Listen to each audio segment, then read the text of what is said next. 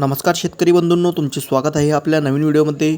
आणि मित्रांनो, ज्या शेतकऱ्यांनी महाडीबीटी या पोर्टलवर कृषी फवारणी पंपासाठी आवेदन केले होते, अशा शेतकऱ्यांना आता असा स्क्रीनवर मेसेज येत आहे। तुम्ही स्क्रीनवर पाहू शकता की प्रिय मनोज रघुनाथ पाटील, आपला अर्ज क्रमांक देण्यात आलेला आहे आणि कृषी फवारणी पंप साठी निवड करण्यात आलेली आहे, असा मेसेज आलेला आहे।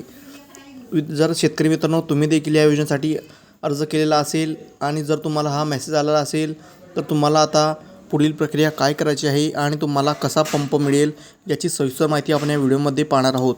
पण तत्पूर्वी जर तुम्ही आपल्या चॅनलवर नवीन असाल तर लगेच चॅनलला सबस्क्राईब करून घ्या आणि बेल आयकॉनला प्रेस करणं विसरू नका, कारण आपण आपल्या चॅनलवर अशा शेती उपयोगी योजना, सरकारी योजनांची माहिती देत असतो।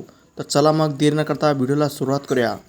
शेतकरी मित्रांनो, काही महिन्यापूर्वी शेतकऱ्यांनी महाडीबीटी पोर्टलवर कृषी फवारणी पंपासाठी आवेदन केले होते आणि खूप मोठ्या प्रमाणावर शेतकऱ्यांनी या योजनेसाठी अर्ज केला होता।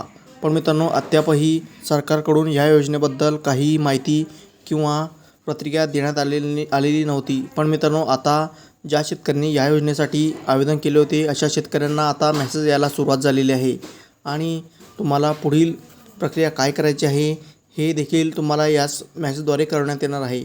फक्त तुम्ही आता एवढेच करायचे आहे की ज्या शेतकऱ्यांनी असा मेसेज तुमच्या मोबाईलवर आलेला असेल, त्या शेतकऱ्यांनी आता पुढील प्रक्रियेसाठी थोडा वेळ प्रतीक्षा करायची आहे। तुम्हाला लवकरच या योजनेविषयी पुढील प्रक्रिया काय करायची आहे याबद्दल आपल्या चॅनलवर माहिती देण्यात येईल।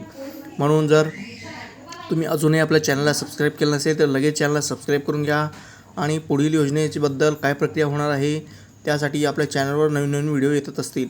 म्हणून जर ह्या योजनेविषयी तुम्हाला काही प्रश्न असतील किंवा अडचणी असतील, तुम्ही ते 100% मला कमेंट सेक्शनमध्ये विचारू शकता। तर मित्रांनो, भेटूया पुढील व्हिडिओमध्ये अशाच नवीन सोबत। तोपर्यंत व्हिडिओ पाहण्यासाठी धन्यवाद।